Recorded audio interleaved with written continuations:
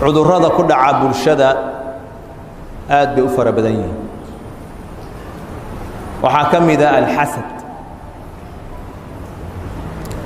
xasadka iyo xaasidnimada maxaa la yiraahdaa xasadka waxaa la yiraahdaa karaahatu الnicma wa hubbu zawaliha عن المنعم عليه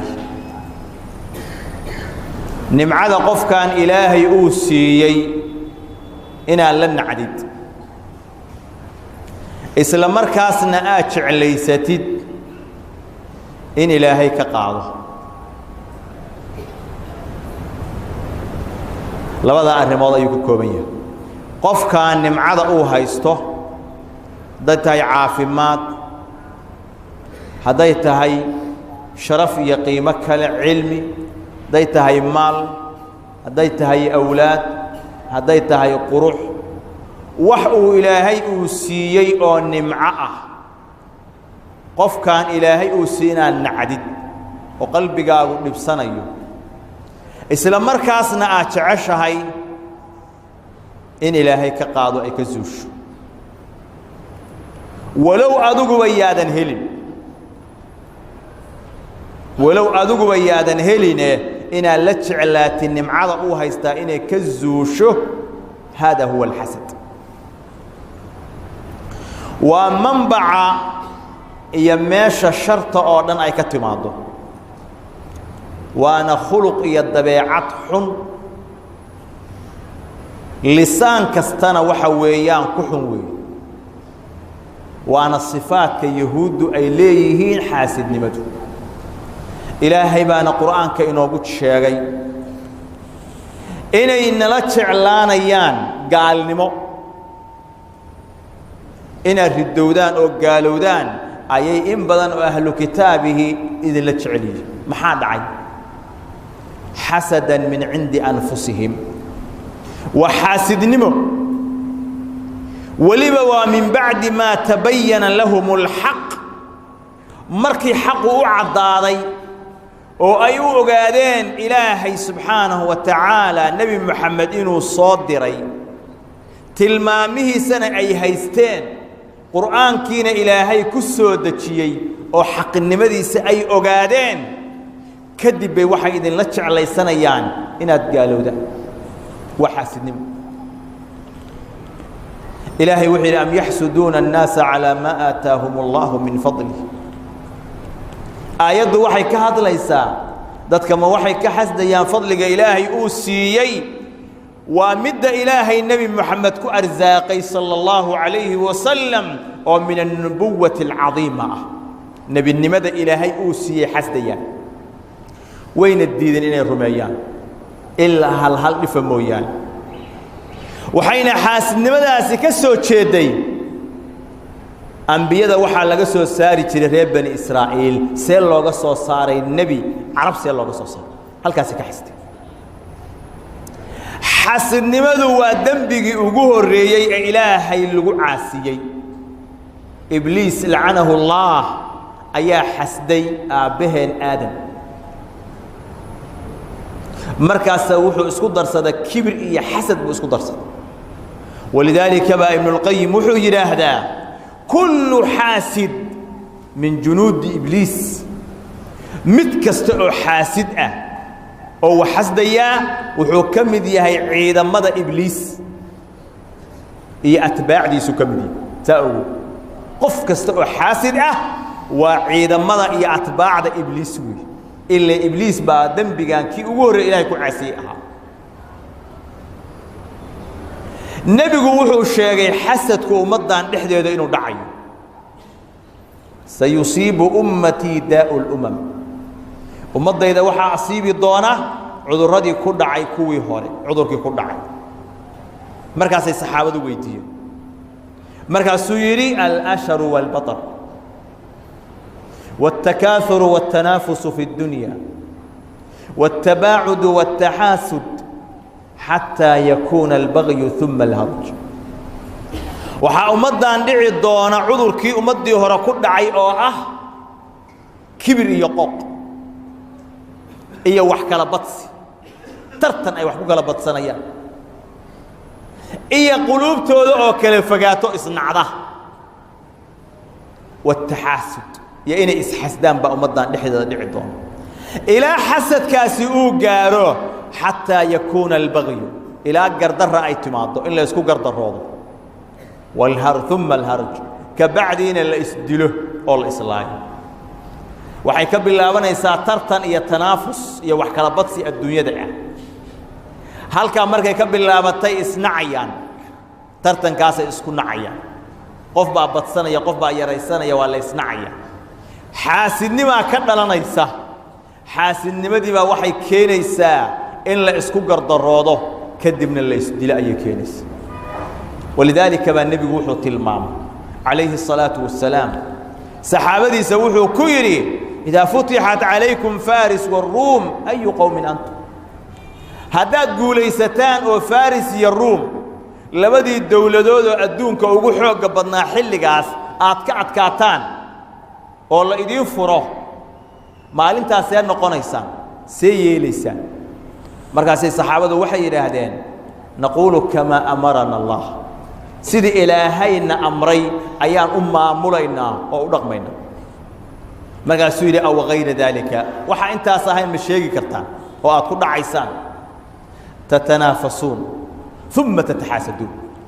maalintii faris iyo ruum la idin furo oo xoolo la idinku sii daayo oo hanti ilaahay iyo qaniimo badan idinka siiyo ayaa waxa imaan doonta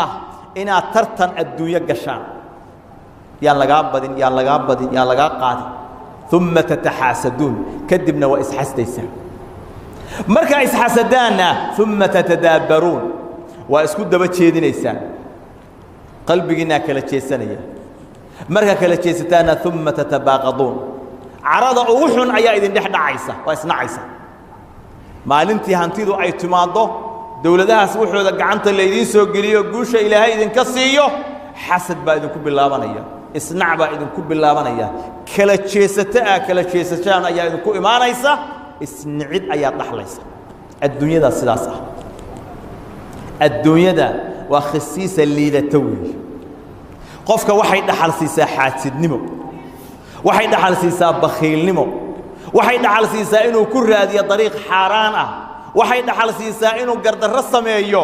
waxay dhaxal siisaa boob waxay dhaxal siisaa dil inuu wax ku dilo oo ku raadiyo dhaxal siinaysa adduunyada sidaas walidaalika nabigu wuxuu yiri alayhi salatu wassalaam dadka yaa ugu fadli badan markii la weydiiyay qof laba tilmaamood leh ayuu tilmaamay كل مخموم القلب صدوق اللسان قف كسته oo waxa weeyaan qalbigiisu makhmuum uu yahay oo run badan ayaa dadka u fadli badan saxaabadu waxay yiraahdaan saduuqul lisaan qofka lisaankiisu run badan yahay waan garan maxaa laga wadaa makhmuumul qalbi muxuu yahay markaas nabigu u fasiro wuxuu yiri huwa taqiyun naqiy waa qofka taqiga ah oo saafida qalbigiisu uu yahay oo nadiifka uu yahay la isma fihi wala baqiya wala hasad oo dambina uusan lahayn gardarra iyo inuu dad gardaraystana uusan ku sugnayn hasadna uusan xambaarsanayn qofkaas wuxuu yahay makhmuumul qalb qofka badbaadaya oo dadka ugu fadliga badan waa qofka dambi iyo xaasidnimo iyo gardarra oo dad gardaraysta ka badbaadayo dhinaca kale ummadda haddii xaasidnimo ay dhex taallo oo ay isxasdaan ilaahay wuxuu ku yareeyaa barakada amniga khayraadka futuuxaadka wanaagga ayaa ilaahay ku yareeya waxaa ku dhex faafo oo ku dhex bata ummadda isxasdaysa cadaawad cudurro abaaro baraka la'aan isnac ayaa ku bata nabigaana tilmaama alayhi salatu wassalaam wuxuu yiri la yazaalu an-naasu bi khayrin ma lam yatahaasadu ummaddu khayr iyo wanaag ka suuli mayso inta aynan isxasdahayn ummaddaasi khayr iyo wanaag bay ku noolaanaya ilaahayna siinaya laakiin markii xasad meesha uu yimaado ayaa ummaddaasi waxa ku yaraanaya barakada iyo nuxurka iyo khayrka ku yaraanaya wax la isku ogol yahay aad u yaraaday dadku markay xumaadaan waxba isku ma ogola qabiil baan wax isku ogolayn oo ganacsataan wax isku ogolayn oo culum baan wax isku ogolayn oo siyaasiyiin baan wax isku ogolayn oo daris baan wax isku ogolayn oo haween la isla qabaan wax isku ogolayn oo kuwa wax baranahayo arday ah baan wax isku ogolayn qofba qofka kale wuxuu jecel yahay inuu haadaan ku dhaco asaguna uu ka dul tilaabsado inay wixiisu ka zuulaan asaguna uu haysto ayuu jecel yahay ilaa waxa weeyaan arrinkaasi uu nagaarsiiyay isdil iyo isdhac iyo isboob iyo xumaan iyo waxa weeyaan qofba qofka kale waxa weeyaan xumaantiisa oo kaliya inuu ka sheekeeyo waa xasad qof baa la leeyahay waxaan arkaysaa jufayr oo qabiil ah ayaa waxaa la leeyahay xil baa leedihiin xildhibaan baa leedihiin mas-uuliyadaasaa leedihiin jeegadaasaa leedihiin ordaha soo qaybsada waxay odhan mid tahay say isku nacayaan oo isku xasdahayaan bumba la dhex dhigay la noqonayso markaasay markii xilkii la soo siiyo oo cadadkii ay lahaayeen soo qaataan halkaa markay la tagaan ayaa waxaa ka dhex bilaabanaya aniga wiilkayga u rabaa kana u rabaa kana u rabaa markaasaa intii yartaa waxay ku noqonaysaa bumba la dhex dhigay xoogaa mucaawina oo hay-adi keentay baa waxaa la leeyahay soo qaybsada intaasaa leediina ku soo heshiiya intay ku diriraan oo isku nacaan oo ku kala fogaadaan ayay leeyihin marka dambe gaarayaa qaarkood in naga celiyo waa ku kala dhibanaa naga qaada waxa naga wada waxay isku ogolyihin baa iska yar qof baa xoogaa ilaahay siinahayaa oo faa'iido helahayaa intaas oo qof baa ka naxaysa qof baa ilaahay wax siiyey intaas oo qof baa u ciil qabta xoola kama dhicin oo aabbayaal kama laynin oo waxay leeyihiin kama boobin ilaahay baa siiyey fadli dheeraada oo hebel iyo hebel uu dheeraystay markaasuu intaa ciil la jooga oo xasdaya wuxuu tamaninayaa oo habeen iyo maalin jeclaanayaa inuu maqlo way dhaafeen xoolihii cudur baa ku soo gooday awlaaddii baa dhaaftay halkaasuu xaasidnimo oo la fadhiya walidaalika waxa la qofka xaasidka ah waxa ugu filan ciqaab waxa ugu filan annahu yaqtam cinda suruurik marka adigu faraxsan tahay buu asagu murugaysan yahay markii adiga inta ilaahay wax ku siiyo aad faraxdid xilligaasa waxaa lagu taagayaa oo dinbaa lagu taagayaa xilligaasaa murug u bilaabanaya kullama adigu aad faraxdid asagu murug buu ku jira ilaa wuxuu ka naxsan yahay farxadaadeen waxaa leeyahay qofka xaasidka ah qalbigiisu waa wareersan yahay murugtiisuna waa daa'im xumaan mooyaane wanaag kama arko qofkan haddii la weydiiyo wax khayr ka sheegi maayo walidaalika waxaa la yidhi xanka waxaa asal u ah alxasad qofka xamanaysid oo wax ka sheegidda qofkan qofka uu xamanayo wuxuu ka yimaadaa inuu xasda marka hore markaasuu wuxuu ku asbaab badan ayuu ku dhalinaya xaasidnimadii oo dembi weyn ah ayaa waxay ku dhalinaysaa qiibadii iyo xankii oo dembi weyn ah waxay ku dhalinaysaa gardarro inuu ku sameeyo waxay ku dhalinaysaa inuu ka shaqeeyo siduu ku dili lahaa wayna sameeyaan dad badan oo badan waxa weeyaan ayaa laga yaabaa xil iyo mas-uuliyad uu raadinayo hebel la raadinayay inuu ku dilay oo asasiino u dhigay oo uga takhallusay baa laga yaabaa waa arrin khatara wey xaasidnimadaasi daway leedahay dawo ayay leedahay qofka maxsuudka oo la xasdayo asaga waxaa ku filan an yatacawada billaah min shari alxaasid ilaahay inuu ka magan galo midka xaasidka ah shartiisa walidaalika baa ilaahay noo jideeyey subax kaste iyo galab kaste iyo markaan seexanayno iyo salaadaha ciribtooda dambe inaynu akhrinno qul acuudu birabbi falaq iyo qul acuudu birabbi nnaas walmucawidataat mucawidatan oo ah wa min shari xaasidin idaa xasad suuradahaas gaaban baad akhrinaysaa subax kasta iyo galab kasta markaad seexanaysid salaadaha gadaalkooda waxaa ku jira ilaahay waxaan kaa magan gelayaa qofka xaasidka ah xasadkiisaan kaa magan gelayaa markuu xasdayo waa magangal ilaahay magan gelaysid waa inaad ku dhegtay adkaartaas oo qabsataa ilaahay waa kugu badbaadinaya